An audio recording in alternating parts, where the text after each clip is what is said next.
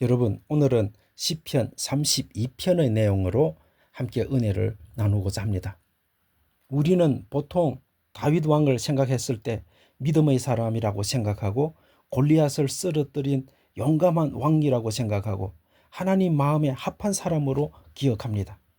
실제로 그는 위대한 사람이었지요. 어린 목동이었던 그가 이스라엘의 왕이 되었고 수많은 전쟁에서 승리했으며 백성들에게 가장 사랑을 받는 왕이 되었기 때문입니다. 왕궁에는 늘 음악이 울려 퍼졌겠고 그의 이름은 이스라엘 전체에 영광처럼 퍼져 있었을 것입니다. 그러나 여러분, 세상에서 가장 위험한 순간은 실패했을 때만 아니라 성공했을 때이기도 합니다. 사람은 높은 자리에 올라갈수록 자신을 숨기기 쉬워집니다. 겉으로는 아무 문제가 없는 것처럼 보이지만 속에서는 서서히 영혼이 병들어가기 시작합니다. 다윗이 바로 그런 상태였습니다. 어느 날 그는 충성스러운 부하 우리아의 아내 바시바를 범해버렸습니다. 순간의 육신적 욕망이 그의 영혼을 무너뜨려준 것이죠. 그런데 죄는 그 하나로 끝나지 않았습니다. 다윗은 자신의 죄를 숨기기 위해 또 다른 죄를 만들어냈고 결국 충성된 부하 우리아를 죽음으로 몰아넣었습니다. 다윗은 자신의 죄를 덮기 위해 또 다른 죄를 지었고 한 사람의 생명을 희생시킨 것입니다. 놀라운 것은 그 이후에도 다윗은 한동안 아무 일도 없는 것처럼 살아갔다라는 사실입니다. 왕궁의 아침은 여전히 화려했고 신하들은 여전히 왕 앞에서 무릎을 꿇었고 사람들은 여전히 다윗 왕을 칭송했습니다. 다윗 왕의 식탁에는 여전히 풍성한 음식이 올라왔고 왕궁의 음악은 여전히 흘러나왔습니다. 겉으로 보기에는 아무런 문제가 없어 보였습니다. 하지만 여러분, 하나님 앞에서는 아무것도 숨길 수가 없습니다. 밤이 되면 다윗은 혼자였겠지요. 화려한 왕복을 벗고 침실에 홀로 남겨질 때마다 그의 영혼 깊은 곳에서는 설명할 수 없는 고통이 밀려왔을 것입니다. 그는 잠을 이루지 못했을 것입니다. 왜냐하면 침묵 속에서 하나님의 손이 그의 영혼을 누르기 시작했기 때문입니다. 오늘 시편 32편은 바로 그 시간의 기록들입니다. 사람들 앞에서는 웃고 있었겠지만 하나님 앞에서는 무너져 내리던 한 죄인의 울음을 기록하고 있습니다. 오늘 하나님은 이 말씀을 통해 우리에게도 질문하십니다. 너는 계속 숨을 것이냐? 아니면 내게 돌아올 것이냐? 오늘의 말씀을 통해 하나님의 은혜를 함께 나누고자 합니다. 첫 번째로, 죄를 숨기면 영혼이 무너집니다. 다윗은 자신이 죄를 숨기던 시절을 이렇게 고백합니다. 내가 토설하지 아니할 때에 종일 신음함으로 내 뼈가 쇠하였도다. 이 말씀을 읽으면 다윗이 얼마나 깊은 고통 속에 있었는지 느껴집니다. 그는 단순히 마음이 조금 불편했던 것이 아닙니다. 죄가 그의 존재 전체를 짓누르고 있었기 때문에 내 뼈가 쇠하였다라고 표현합니다. 영혼의 고통이 육체까지 파고들 정도였다는 것입니다. 여러분, 죄는 숨긴다고 사라지지 않습니다. 죄는 감춰두면 없어지는 것이 아니라 오히려 우리 안에 더 깊이 썩어갑니다. 사람들은 속일 수 있어도 양심은 속일 수 없잖아요. 무엇보다도 하나님은 속일 수가 없습니다. 다윗은 낮에도 괴로웠고 밤에도 괴로웠습니다. 그는 이어서 이렇게 고백합니다.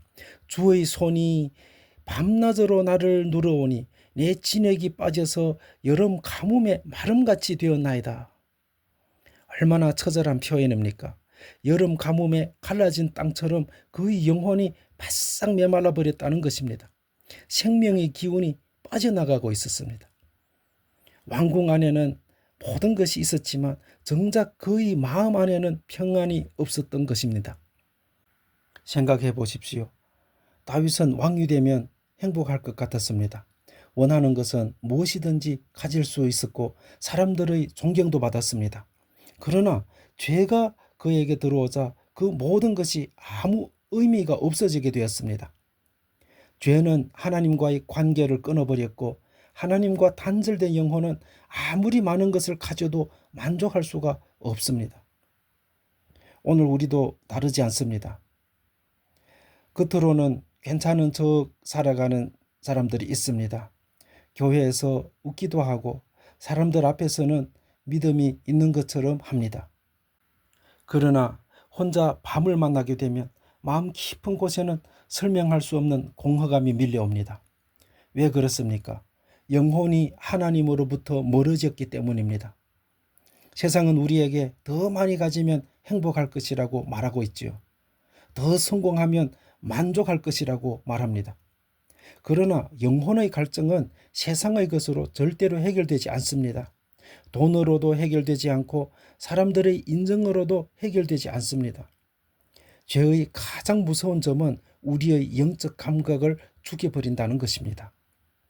기도가 점점 메말라지고 예배도 형식으로 변하게 되고 찬양을 불러도 감격이 없게 됩니다.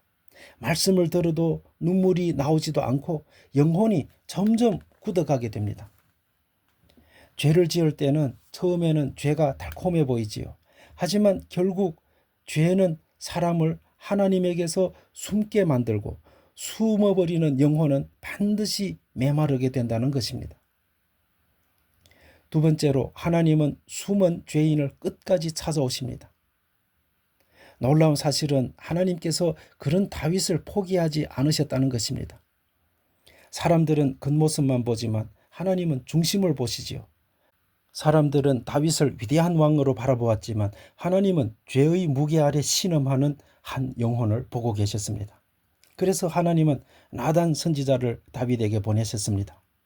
나단은 다윗 왕 앞에 나아가 한 이야기를 들려줍니다. 한 부자가 있었는데 양과 소가 아주 많았습니다. 그런데 그 마을에는 또 가난한 사람도 하나 있었습니다. 그에게는 어린 암양 한 마리밖에 없었습니다. 그는 그 어린 암양을 자식처럼 품에 안고 먹이며 사랑했습니다. 그런데 어느 날 부자의 집에 손님이 찾아왔습니다. 부자는 자신의 양을 잡기 싫었습니다. 그래서 가난한 사람의 하나뿐인 그 어린 양을 빼앗아 손님 상에 올렸습니다.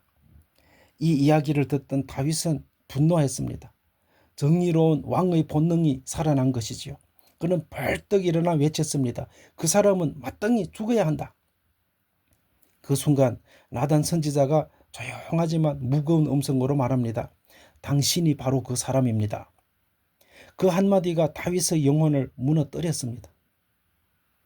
그 순간 다윗은 왕이 아니라 죄인이 되었습니다.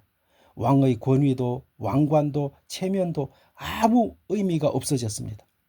하나님 앞에서는 모두가 죄인이라는 사실이 드러난 것입니다. 여러분, 이것이 은혜입니다. 하나님은 죄를 미워하시지만 죄인을 포기하지 않으십니다. 하나님은 오늘도 숨은 사람을 찾고 계십니다. 에덴 동산에서 죄를 짓고 숨은 아담에게 하나님은 물으셨습니다. 아담아, 내가 어디 있느냐? 하나님은 아담이 어디 있는지 몰라서 물으신 것이 아닙니다. 숨은 인간을 다시 불러내시기 위해 물으신 것입니다. 오늘 하나님도 우리에게 말씀하십니다.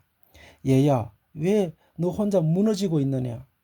얘야, 왜 나를 피해 숨어 있느냐?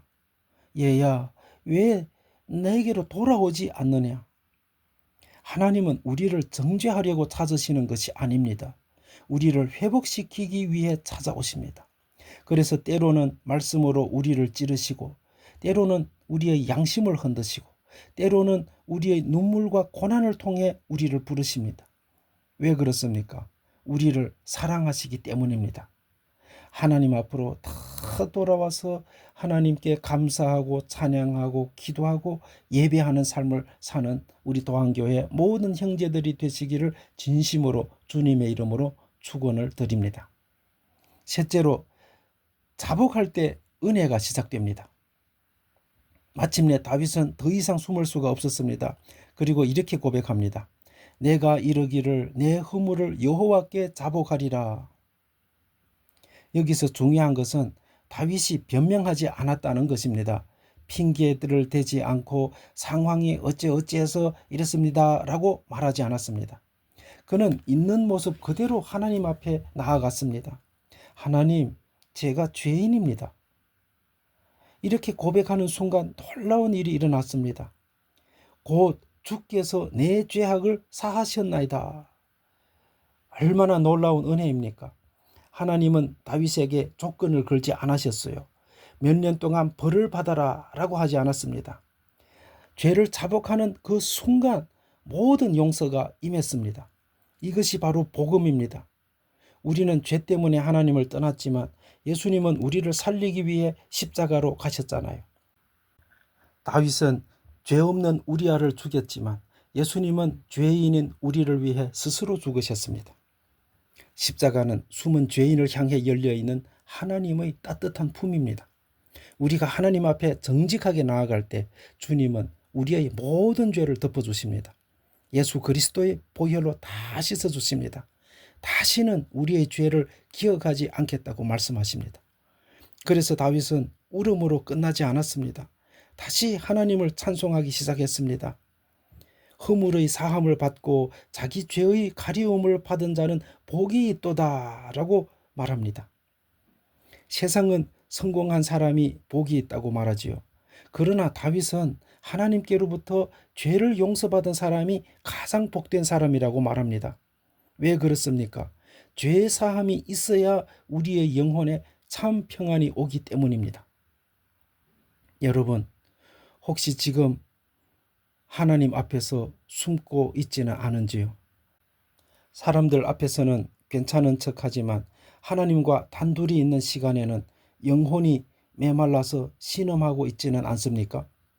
오늘 하나님은 우리를 부르십니다. 숨지 말고 내게로 돌아오라고 부르십니다. 죄를 숨기면 우리의 영혼은 무너지게 됩니다.